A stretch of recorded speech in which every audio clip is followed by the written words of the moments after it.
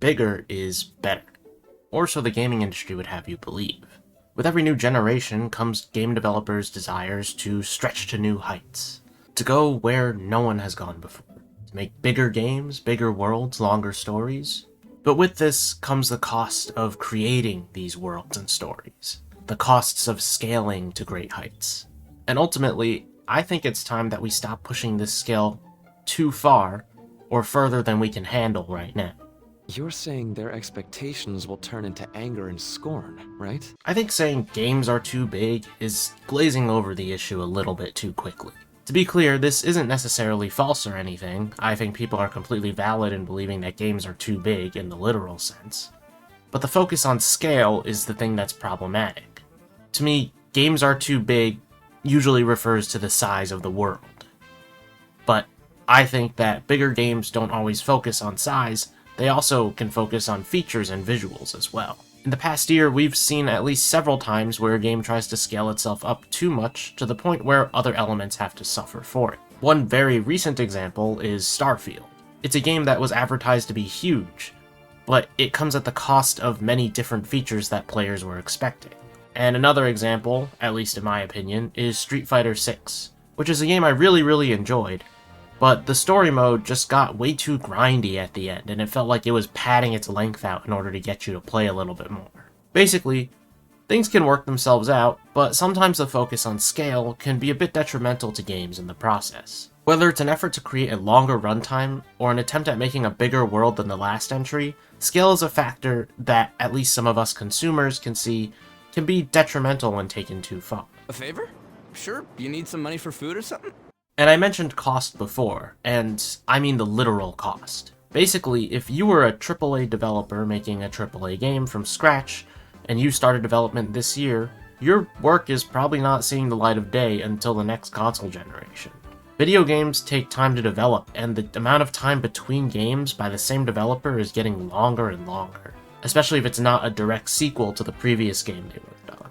And this is all very businessy. I know it's not really what we're concerned about as consumers, but we're hitting a point where if a studio releases a single flop of a game, it can be the end of their time as game developers. Which is honestly a shame, because even when developers make bad games, I think that there's value in having a lot of people in a creative department so that you can see more variety of things. And with all these higher costs, there are ways that companies try to solve this, either with stuff like microtransactions or DLC. But even these can be hit or miss. I mean, if your main game didn't sell well, there's no one who's going to be picking up just the DLC. The bigger the game, the more resources it costs, and sometimes DLC can help balance that out. Of course, that's not to say that all this stuff is justified. There's a lot of DLC practices that are obviously blatant attempts at cash grabbing. But you can't just look at DLC and immediately assume this is bad and unfair to the consumer. Sometimes it's a necessary evil, I guess. My point here is that games are expensive to make, and most, not all, need to do well in order to ensure the developers and creatives get another shot at making something better than the last. And if scaling back games would help them keep making games, I think that's fine. At least it's better than every game having tons and tons of DLC. It's not trying to be eccentric for the sake of being eccentric, like the last time. Not having to create these giant worlds with a lot to do means a chance to make smaller worlds with more focused content. As an example, one of the things I truly appreciate about something like Persona, which is very linear as a game, is that the side content is pretty focused with meaningful character side stories and development. A lot more linear games I've played have much more focused content. And not all of it works, but a lot of it does. Open worlds can still exist with scaled down size. Right now, it feels like every company out there is trying to make the next giant open world game, and every world has to be bigger than the last. You don't need to eliminate the open world factor entirely, but you could scale down the game by about 25 or even 50% sometimes, and you still might be left with a very strong game that has a lot of content that is higher quality than it would be if your game was double the size. As a more general example, Spider-Man PS4 was a great game, and I feel like the open world serves a great purpose as a giant hub for you to swing around in. I finished this game, but I never completed all the side stuff. In Miles Morales, the smaller sequel, the game was shorter and built off of the existing world. Thus, they had less to create in terms of the open world, but it felt more polished and focused, to the point where I actually almost completed everything. In short, what I mean to say is that whether it's the size of the world or the length of the game that gets scaled back, sometimes that's a good thing. We don't need to encourage it, but I think it's worth thinking about on a how will this improve the game, rather than will this make the game bigger or longer? Point being, I'd rather have a shorter good game than a long game that just drags on.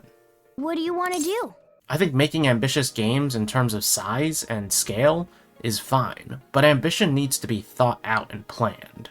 If a game is being stretched out for the sake of scale or length, it might just be time to take a step back and figure out how that exactly enhances the game's quality. Sometimes forcing a game to be longer will damage the pacing of the story, and sometimes making a world bigger will just make the game feel too big for its own good. I know it sounds strange to say that I think games should scale themselves back, but a lot of the best experiences I've had recently are with games that are more linear and less open, and games that scale down maybe the size of their world or creating new parts to a world, and instead focus down on their components and making them higher and higher quality instead. They didn't just slap down the same collectible 15 times for the sake of having something to do. And of course, you can still try to be ambitious and reach new heights on the side of scale, but whether it's necessary is up for debate. And if you think that bigger games could be detrimental, or if you think that they're definitely a good thing, you can leave a comment down below. As always, you can leave a like if you enjoyed the video, and subscribe to the channel for more videos like this. I do intend to make more general game videos, probably every once in a while for now, but we'll see how that goes. Thanks for watching, and I'll see you guys next time.